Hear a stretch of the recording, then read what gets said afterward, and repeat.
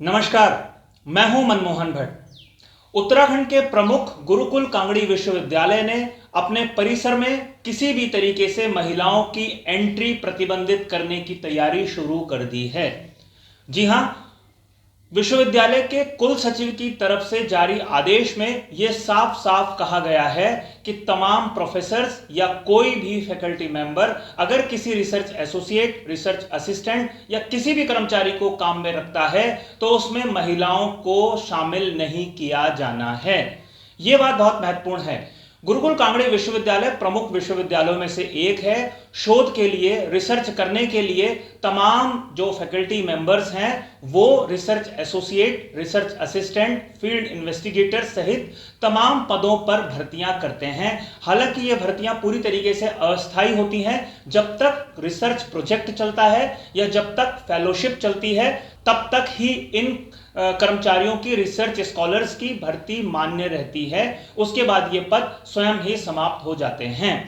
आमतौर पर विश्वविद्यालय यूजीसी से, department of science of technology Bharat सरकार से, यूकॉस्ट उत्तराखंड से, Uttarakhand council of science and technology जिसे कहा जाता है, सीएसआईआर सहित देश या विदेश की तमाम वैज्ञानिक संस्थाओं से फंड लेकर रिसर्च करते हैं। चाहे वो मेडिसिन के क्षेत्र में हो, चाहे वो एनवायरनमेंट के क्षेत्र में हो, चाहे वो दूसरे विज्ञान से संबंधित क्षेत्रों में हो और चाहे सोशल साइंसेस के क्षेत्रों में हो, तमाम तरीके की रिसर्च की जाती है। उन रिसर्च करने के लिए तमाम तरीके के कैंडिडेट्स आते हैं। उसमें किसी भी धर्म, जाति या लिंग का वर्गीकरण नहीं किया जाता। लेकिन अब जो निर्देश तमाम फैकल्टी मेंबर्स को दिए गए हैं वो बहुत महत्वपूर्ण है।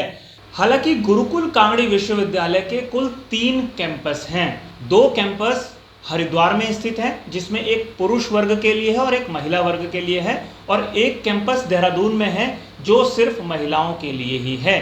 वहां पर किसी भी तरीके का प्रतिबंध लागू नहीं है, यानी कि महिला के जो कॉलेज हैं वहां पर महिलाएं अप्लाई कर सकती हैं, लेकिन जो कॉलेज पुरुषों के लिए बना हुआ है वहां पर महिलाओं की एंट्री बैन कर दी गई है। हालांकि कई फैकल्टी मेंबर्स, कई रिसर्च स्कॉलर अभी भी उन पुरुषों के लिए बने हुए गुरुकुल कांगड़ी के कैंपस में लगातार काम कर रहे हैं।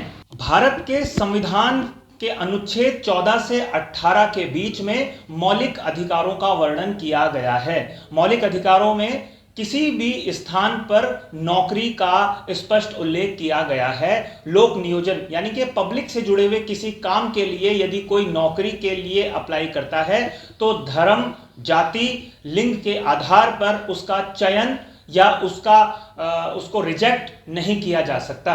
तो बड़ा सवाल यह होता है कि क्या गुरुकुल कांगड़ी विश्वविद्यालय ने भारतीय संविधान की धारा 16, खासतौर पर धारा 16 का उल्लंघन किया है, और अगर ऐसा हुआ है तो क्या विश्वविद्यालय के इस आदेश को चुनौती दी जा सकती है।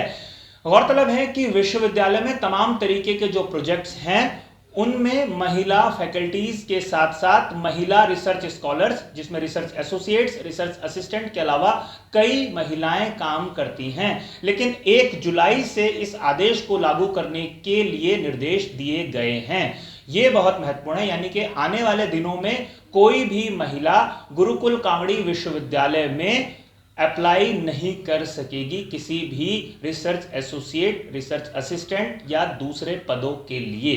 तो देखना यह है कि गुरुकुल कांगड़ी के इस फैसले से जो शोध करने वाले लोग हैं उनके काम पर क्या प्रभाव पड़ता है और किस तरीके से इस आदेश को चुनौती दी जा सकती है। आपको ये रिपोर्ट कैसी लगी हमें जरूर बताइएगा। अपने सुझाव, अपने विचार प्रतिक्रिया के रूप में कमेंट्स बॉक्स में जरूर लिखिएगा। अगली रिपोर्ट में आपसे एक बार फिर मुलाकात होगी। तब तक के लिए नमस्कार।